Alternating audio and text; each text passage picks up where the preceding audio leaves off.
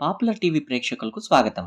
ఈరోజు మనం సింహరాశి వారి 2026 నుండి 27 వరకు జరగబోయే అద్భుతమైన జ్యోతిష ఫలాలను తెలుసుకుందాం.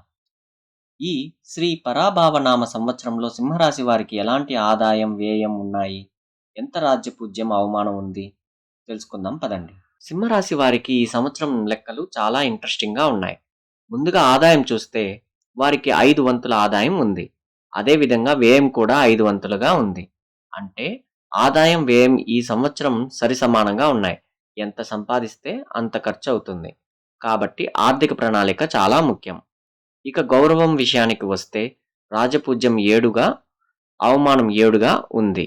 గతంతో పోలిస్తే రాజ్యపూజ్యం పెరిగింది. కానీ గౌరవం, అవమానం రెండూ సరిసమానంగా ఉన్నాయి. దీనర్థం ఏమిటంటే మీ తెలివితేటలు, కృషికి సరైన గౌరవం లభిస్తుంది. కానీ అనుకోకుండా కొన్ని ఇబ్బందులు మాట పడాల్సిన పరిస్థితులు కూడా వస్తాయి. ఈ బ్యాలెన్స్ అంతా గ్రహాల కదలికపై ఆధారపడి ఉంది. మొదటి అర్ధభాగం అదృష్ట సమయం. సింహరాశి వారికి 2026 సంవత్సరం మొదలు అంటే జనవరి నుండి జూన్ 2వ తారీఖు వరకు ఒక సూపర్ టైం నడుస్తుంది. ఎందుకంటే శుభగ్రహమైన గురుడు మీకు అత్యంత అనుకూలమైన లాభస్థానం 11వ ఇంట్లో ఉన్నాడు. ఈ సమయంలో అదృష్టం మీ వెంటే ఉంటుంది. ఊహించని ధనలాభాలు, అనేక మార్గాల నుండి ఆదాయాలు వస్తాయి. ఉద్యోగంలో పదోన్నతులు, ప్రశంసలు దక్కుతాయి. వ్యాపారులు లాభాలు బాట పడతాయి.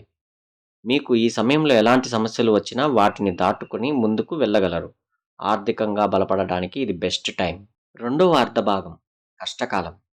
అయితే సింహరాశి వారంతా గుర్తుంచుకోవాల్సిన ముఖ్యమైన విషయం, జూన్ నుండి అక్టోబర్ 31 తారీఖు వరకు కొంచెం జాగ్రత్తగా ఉండాలి. ఈ సమయంలో శుభగ్రహమైన గురుడు కూడా లాభస్థానాన్ని విడిచి వ్యయస్థానమైన 12వ ఇంట్లోకి అడుగు పెడతాడు. దానికి తోడు అష్టమ శని ప్రభావం ఉంటుంది.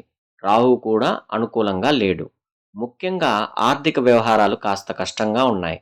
జూన్ నుండి మీరు ఎంత కూడబెట్టినా ఈ మధ్య సమయంలో ఖర్చులు విపరీతంగా పెరుగుతాయి. ముఖ్యంగా ఆరోగ్యం కోసం ఖర్చులు చేయాల్సి రావచ్చు. అనవసర ప్రయాణాలు కూడా ఉంటాయి. ఆరోగ్యంపై ఎక్కువ శ్రద్ధ పెట్టాలి. అష్టమ శని ప్రభావం ఉంటుంది కాబట్టి దీర్ఘకాలిక వ్యాధులతో బాధపడేవారు ఇంకా జాగ్రత్త తీసుకోవాలి. మొండి ధైర్యం పనికిరాదు. కుటుంబం. మీ జీవిత భాగస్వామి విషయంలో కొంచెం జాగ్రత్త. రాహు ప్రభావంతో మీ మాట వినాలని కోరుకోవడం, చిన్న చిన్న అపార్థాలు, అనుమానాలు వచ్చే అవకాశాలు ఉన్నాయి.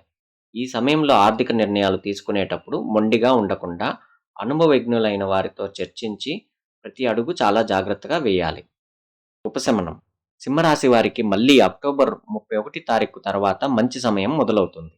గురుడు మీ జన్మస్థానంలోకి 1వ స్థానంలోకి వచ్చి మిమ్మల్ని కాపాడుతాడు. ఈ సమయంలో వివాహం కాని వారికి పెళ్లి యోగం, సంతానం లేని వారికి శుభవార్తలు వినిపించే అవకాశాలు పుష్కలంగా ఉన్నాయి. ఉద్యోగ ప్రయత్నాలు కూడా మళ్ళీ ఊపందుకుంటాయి. ఓవరాల్గా సింహరాశి వారు భయపడాల్సిన అవసరం లేదు. కేవలం మధ్య సమయంలో జాగ్రత్త పడితే చాలు. ప్రతిరోజు ఉదయం సూర్య భగవానుని నమస్కరించి రాగి చెంబుతో నీరు సమర్పించండి. సూర్య నమస్కారాలు, ఆదిత్య హృదయ పారాయణం చేయడం చాలా ఉత్తమం. శనివారం నాడు శనిదేవుడికి లేదా ఆంజనేయ స్వామిని పూజించండి. నల్ల నువ్వులు దానం చేయడం మంచిది. ఈ వివరాలు మీకు ఉపయోగపడ్డాయని ఆశిస్తున్నాను. మీ జాతక వివరాల కోసం నిపుణులను సంప్రదించండి. మరిన్ని రాశి ఫలాల కోసం పాపులర్ టీవీ ఛానల్ను సబ్స్క్రైబ్ చేసుకోండి. ధన్యవాదాలు.